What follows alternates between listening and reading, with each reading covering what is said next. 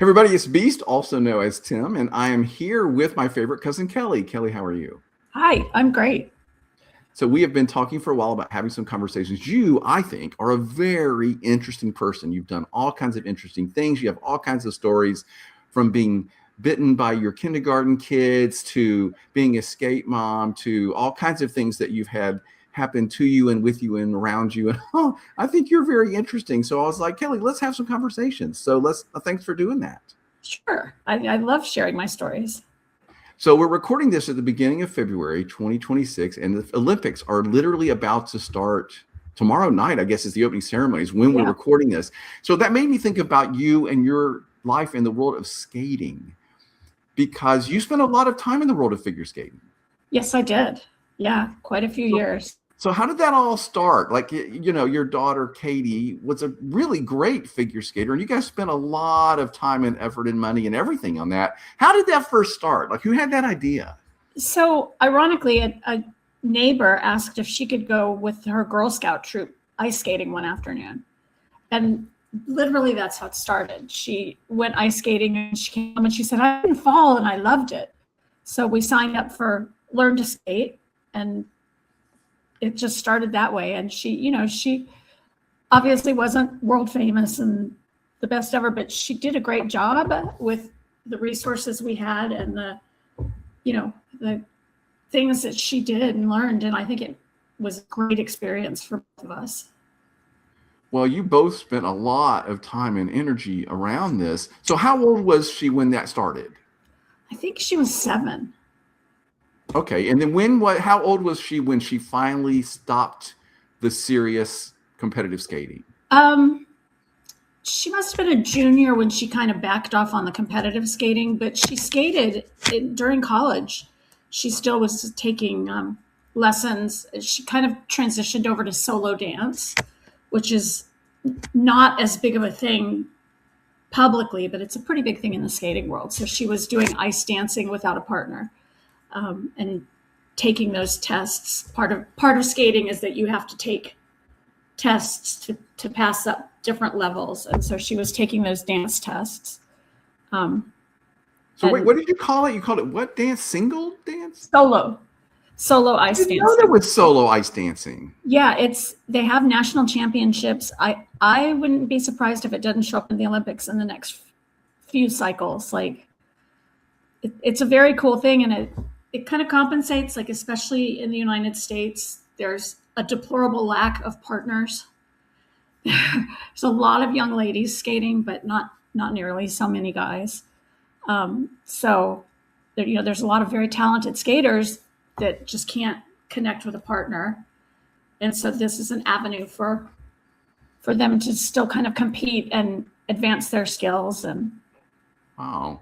Yeah. So I guess I'm sort of off track here, but like my rudimentary knowledge of it, I mean, I've watched a lot of figure skating on TV and followed the Olympics, of course, but like it seems to me like the ice dancers are a little bit more about the dancing, the movement, the lyrical nature, as opposed to the tricks and the jumps. So that's the difference. Right. And it's funny, I've started to see a little more of regular skating creep into ice dance. Like the dance spins are the same kind of things as pairs do. Like they do a lot of really similar stuff. And I'm seeing just some of it. And most of the ice dancers started off as just, regular figure skating. So most of them can do some jumps.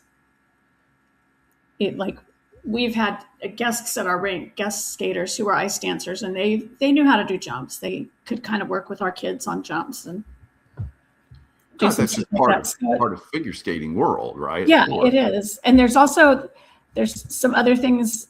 There's like theater on ice, which is exactly what it sounds like. You act out a story on the ice. And so that's another avenue for skaters to show off their skills. And there's national championships for that. You can do those. You can do group, you can do individual. There's just all sorts of pieces of that. And it's very fun. It's more fun than the level of competitive skating because, you can put on a top hat and a cane and do something, or I'm trying to think of one time at our rink, we did Thriller. And so they were all dressed up as zombies and, incorporated part of that music video into what they did on the ice. And then obviously added an ice skating flair to it because, it was ice. So, yeah, so that's an avenue. There's a lot of really cool things out there that most people don't see. And then, of course, there's synchronized skating, which also isn't in the Olympics yet, but it does have world championships. And usually I think the team from Finland wins. There's a couple of good U.S. teams, too. I had no idea that there was this much to the world of skating that I did not know, because I always felt like I was really paying a lot of attention, but clearly not in the world in the way that you and your daughter were. So she was in this world in a serious way for a really long time. Like you're talking about 10 or 15 years. Yes. So what was your life? Like what was your role as skate mom? So initially it was get up at 4 a.m. and get her to the rink for 5:30 practice, which she willingly got up for. At 10 years old, she was basically getting herself up and ready. But, I would go there and then I would drop her off at school and I would go to work. And then I'd pick her back up from school and take her back to the rink. So I was chauffeur. So sort of like any sports mom or dad, like there's a lot of schlepping around and making sure they get there and supporting them and buying them the stuff they need and all of that. And making sure she had dresses and skates, boots and blades and all of those things. And I'm trying to think, like we did some fundraising through our local club.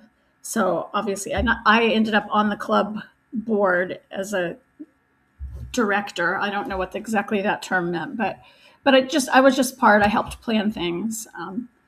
I helped plan competitions that our club would hold, and also just kind of the direction the club went. There was a thing called Club Ice, which the club would purchase the ice and sell it to the skaters for a little bit cheaper than we had to pay the rink directly. And so I ran Club Ice for a few years. And I would check skaters in and make sure they were following the rules. And so when you say buy ice, is that like time on the ice? Yeah, time on the ice. So, which is, obviously a limiting factor. With a lot of the winter sports, you have to have snow or ice and of course off ice training is equally as important, but you got to have that ice time. Okay, so you're getting up at 4:30 to get her to a 5:30 practice, and she's out there doing whatever she does with whoever she's working with. What are you doing? So I was teaching at the time, so a lot of times I would be doing work. Like I would be sitting, the rink that we skated at had a coffee bar, and I would sit at the bar on a stool and do my work, but I could see her. So I would watch her. And then of course there was a group of us that were always there. And so it was kind of like the morning ice club, and we celebrated birthdays and anniversaries, and we would have parties and stuff. And that's what I wondered, because I know I was a band director, and you have the band parents, and they become great friends and they get to know each other and they do all these things together. And I assumed that must have happened with all of the parents that are hanging around during all of the stuff. Yes. Yeah. And fortunately, our kids didn't compete directly against each other that much. I mean, sometimes they did, but there wasn't. I mean, there's a lot of jokes about ugliness in skating, but we didn't experience that. We were friends. You mean like competitive parents being mean to other parents or kids? Yeah, and competitive kids being mean, and I mean the whole Nancy Kerrigan and Tanya Harding thing kind of set that stage. But we didn't really experience a lot of that. Like we all felt welcome. If we would go to another rink besides our own, nobody made it feel bad. Why do you think that was? What was different for your group, or that made it seem friendlier and more kind to each other? I think because we were in kind of a semi-small town. We were in a suburb of Norfolk and Virginia Beach. But our kids, actually, quite a few of our kids went to school together, and it just was a small area. We were a small group of people, and we made it fun. I think that all of the parents kind of made a decision that we wanted it to be fun, even though it was work. So. Well, knowing you, Kelly, see, I would think that you would maybe have been a part of that, like helping to make sure that that friendly tone and camaraderie was present. Was that something that you were aware of trying to make sure you helped I don't know create? that I was aware of it, but I really dislike like strife and confrontation. So I can remember occasions when I tried to kind of mediate and settle, because obviously there's always going to be issues and Oh, yeah. misunderstandings, and I would try to resolve those, but I just don't remember there being a ton of them. So I remember it being. So if you weren't grading papers or doing work for school or whatever, like, then what else would you do to pass that time? I mean, obviously you're going to watch some of what's going on, right? but did you take a book or listen to music? Like, what would you do? We talked to each other a lot. We used to do crossword puzzles together, like the whole group of us, which could be pretty humorous when you have sleep deprived moms trying to do crossword puzzles and having no idea what what we're doing. But yeah, we would. One of my friends would bring in the New York Times crossword puzzle every day, and we would kind of talk about that. And then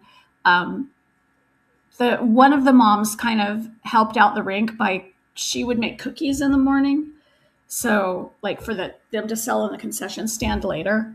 And so I would sometimes help out with that if she needed it. The rink they would brew a couple pots of coffee for us, so we could just go into the snack bar and get free coffee only during morning ice, not later in the day. But I want to say there was like maybe 8 to 10 of us that would sit out there. Some parents didn't stay. Some parents would drop their kids off and go.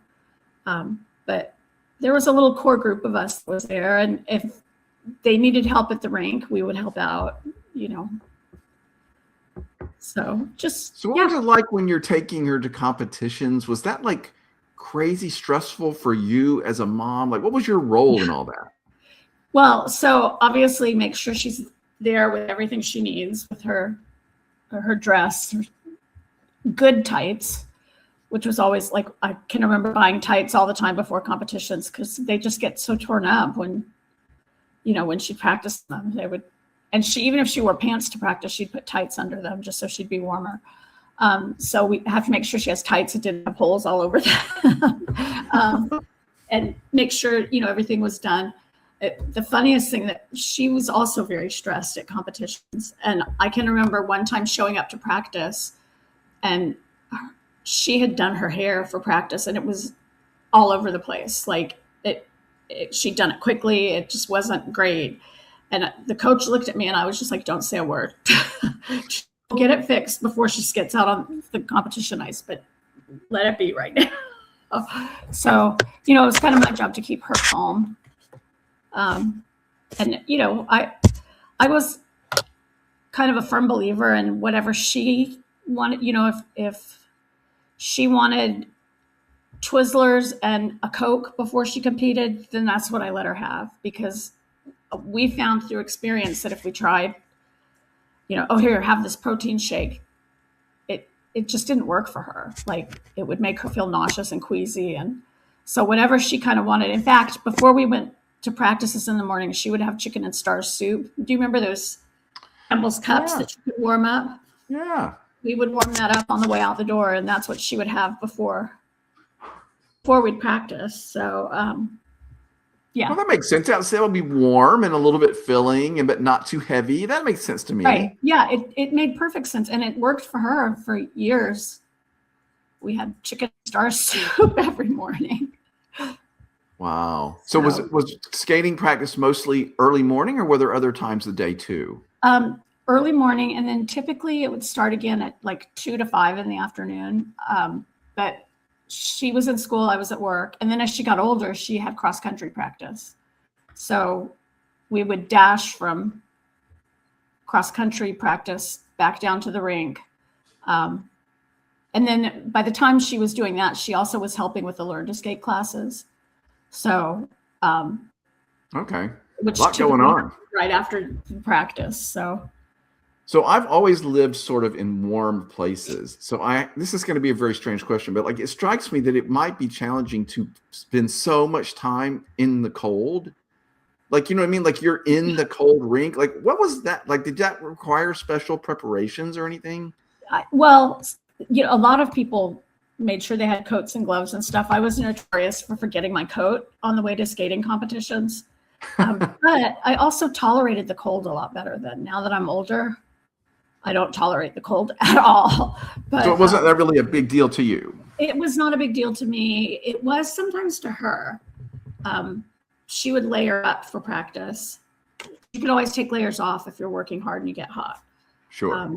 But yeah, and there were quite a few mornings when I would be at Walmart buying gloves. Walmart for a long time had gloves that were $1 for 2 pairs. And so I would, like we'd get to the rink and she'd be like, I don't have gloves. And the Walmart was like literally 3 minutes away. So off I'd trundle to the 24-hour Walmart and buy some gloves. And we quite often shared those with people. But yeah. So, and it was chilly out because I didn't sit in by the ice. I sat out in the lobby. And so, although it was probably chillier than most places, it was warmer out there. So, So you watched her skate obviously a lot, rehearsals, whatever. So you knew her routine. So what was it like when you're watching at a really important contest or big performance or something? Like, would you know, oh gosh, here comes the big jump or whatever? Like, what was that like for you? So it was hard, especially if she was struggling with an element. Because I would know it was coming and I'd watch. And then if it didn't go well, I was just disappointed for her. But I tried not to say a lot because I wasn't the coach. So I wouldn't say, oh, if you did XYZ, your jump would look better because I didn't know. Yeah, that wasn't your role, right? Right. And I kind of learned to play it from her attitude. She came off and was frustrated. A lot of times I'd just talk about things that weren't skating. That's good. That's smart. Yeah. And there definitely were times. I can remember there were times when I felt like she wasn't working hard enough and getting angry at her. And it wasn't perfect. I'm making it sound like it was this perfect little happy world. It wasn't. It was stressful. It was expensive. And so if I felt like she wasn't working, I'm like, why am I paying for you? That makes sense to me. I mean, parents do that all the time. You are spending a lot of time and a lot of money to make this happen. It's a huge commitment for everyone. Yes. Yeah. And it pulled us away from the other half of the family, Sure.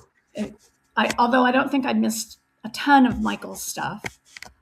I definitely probably missed more of his basketball games than anything because basketball was more often. Football, I don't remember missing many football games. Yeah, basketball plays so many games. Basketball played so many games. Yeah, there's so many. Yeah. So where we lived, some of the games were an hour and a half away, and so so Chuck would go to those. Make them all right.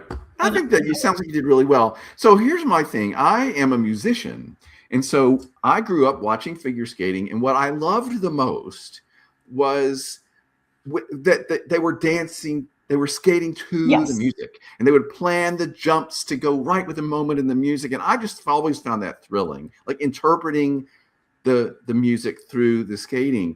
Yes. I have to tell you that I feel like that's not the way it is anymore. It's like they're just doing all these jumps based on the timing of the number of points they get win, whatever. And this is really frustrating to me. Do you have this same feeling?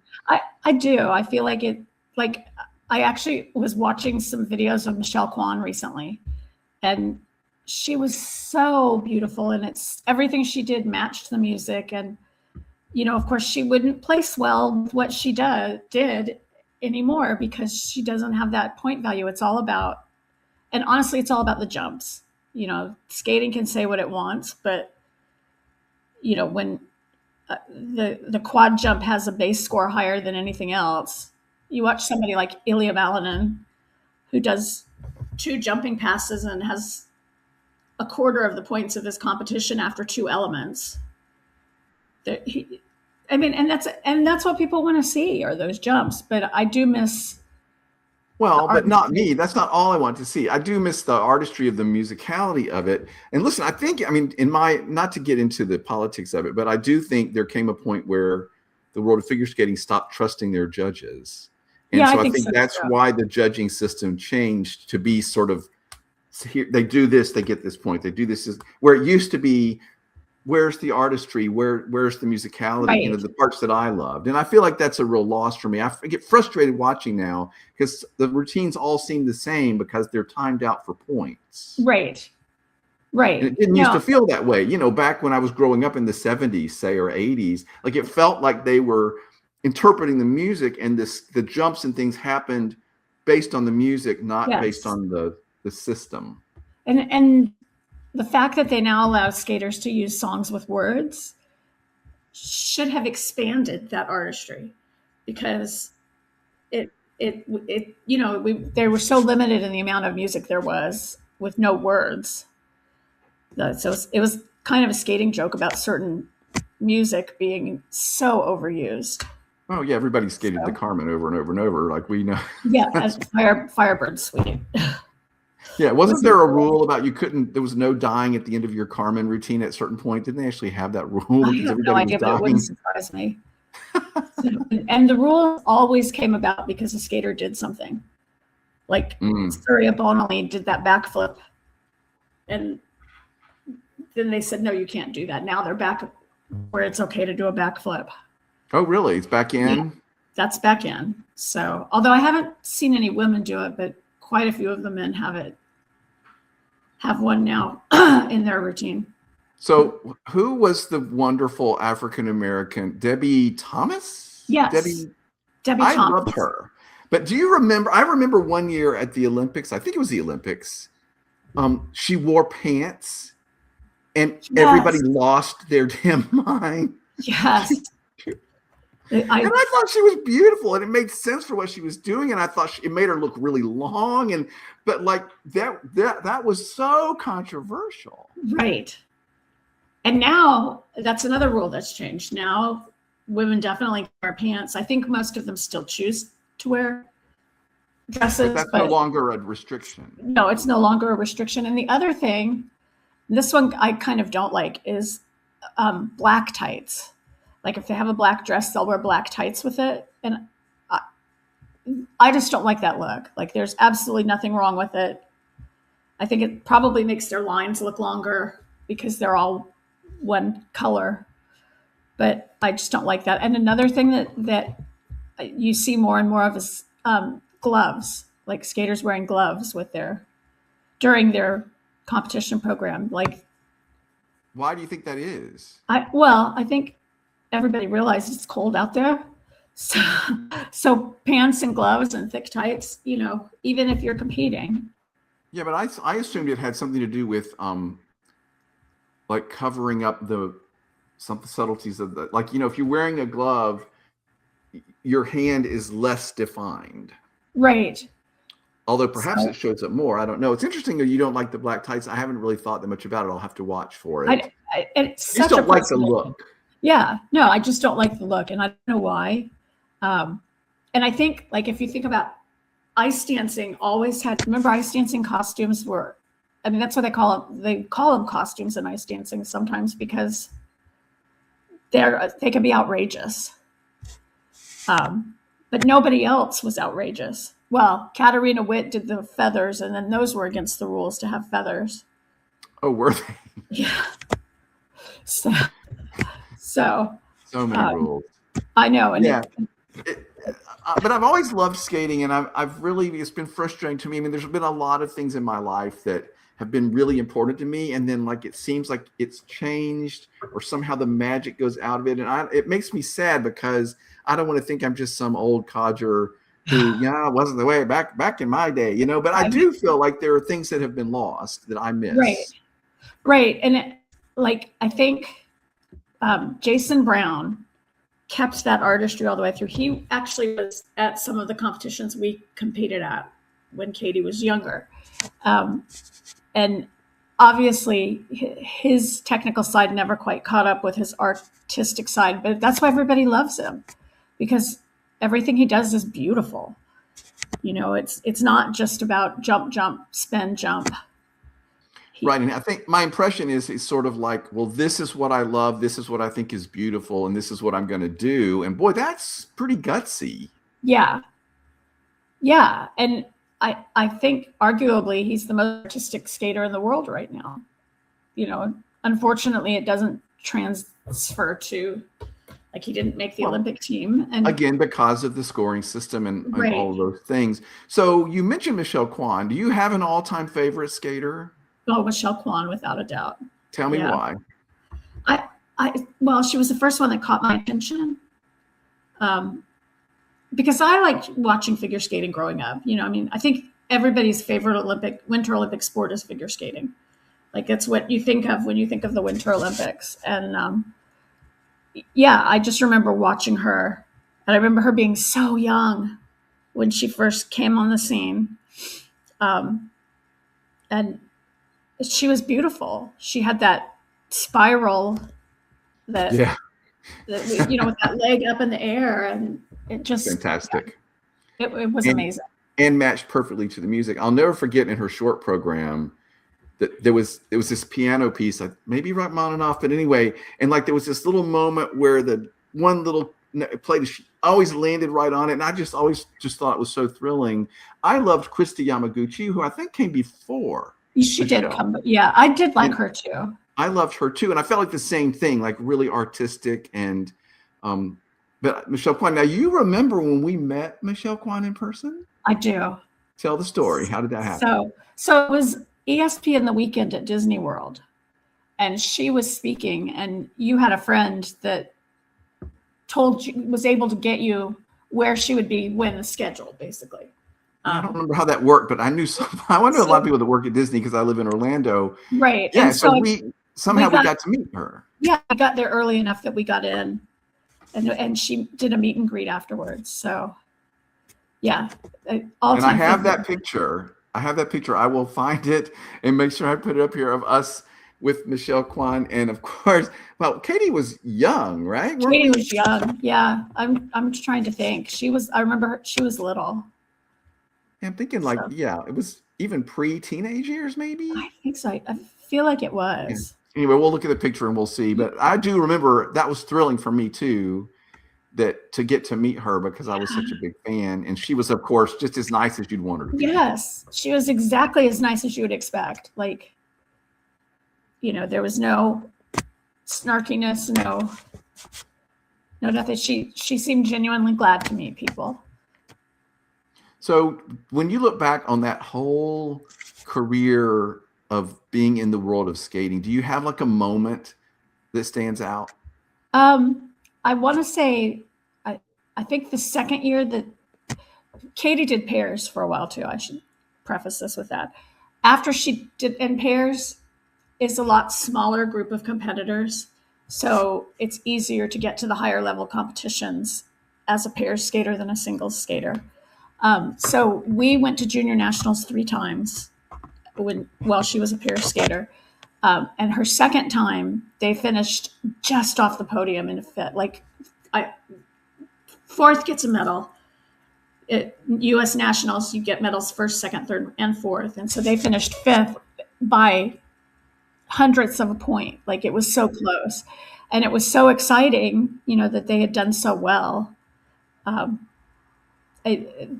it just, it was just fun. They skated to an American Bandstand, I think. It was one of them. But that must have been that year that they did American Bandstand.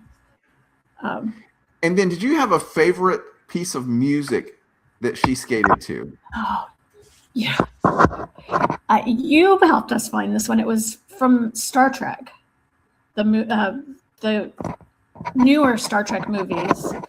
And yes, that's one time, and I loved that music. Good. You have to tell you, that was so thrilling for me when you were like, do you have suggestions for music? And of course I had suggestions for figure skating music. Are you kidding? Yeah, And it I was think she great did it because, to a couple things I suggested, actually. yeah, she definitely did. And it was awesome because she never liked skating to things that other people skated to, which, I mean, obviously, I'm sure other people skated to it as well, but it wasn't common. Right. You know, whereas other kids at the rink would watch the Olympics or something and want to skate to the music that they'd seen. She was adamantly opposed to doing that. She wanted because to you do want to something stand out, right? Why you don't want to show up doing the same thing everybody else is doing. right, right. Like, Her. you know, and it was nice because it was unusual for her to compete against somebody that had the same music as she did. Awesome. You know, I don't recall it happening at all, but so not one more time through Firebird Suite, right? So, yeah, no, oh my gosh. The other song that we used that she liked was the we pulled part of Illuminations from Epcot. cool. And she skated to that. And I remember she had a black dress with like these blue kind of starbursts on it, like fireworks. So sounds awesome. Yeah, I loved that. So do you look back on it and you're like, that was great for me and great for Katie? And I do. Like I do. It was really fun. And I sometimes miss it, even though like I don't miss getting up at 4:30. I definitely don't miss writing checks to coaches. But I'm so glad we did it. And I think she learned a lot of self-discipline. And I mean, I think she's very successful at what she does now. She's a physical therapist. She went all the way through grad school. I think it was lessons learned at the skating rink that helped her become a doctor of physical therapy, which those lessons are sticking with it, and grit and resilience and and even when it's hard, that you can do it. You know, you can push through hard things. So well, as someone who knows that how has a sense as being in the world of education, I want to say thank you for all that you did for her and for the world of skating, because I know you spent a lot of time and effort and money and energy supporting her and the rink and the whole activity. And so I want to be one of those people that say thank you for what you gave to all those skaters and that whole world. Like, you made a difference. Right. Well, it certainly was equally as rewarding for me. Like, it's even in my email address. Skate Mom is part of my email address. So it is. Even though I am no longer anywhere close to a skate mom. Well, but you were a big time skate mom for a really long time. I was, and my 3-year-old grandson keeps telling me he wants to go ice skating. So one of these days we'll get him. It's in the family, right? Yeah, it's got to be in his genes. Although I don't know that he'll have. I don't know. He's very musical, but. Well, whatever he ends up doing, I'm sure it's going to be great. And Kelly, this was super fun. Thanks for talking to me about skating, and have fun watching the Olympics. Thank you. I'm excited. I think they're starting I think there's some skating that happens even before the opening ceremony. Okay, we'll have to go turn it on and watch skating. Yeah. We'll have fun, and thanks again for talking. This was fun. Thank you. Thank you for having me.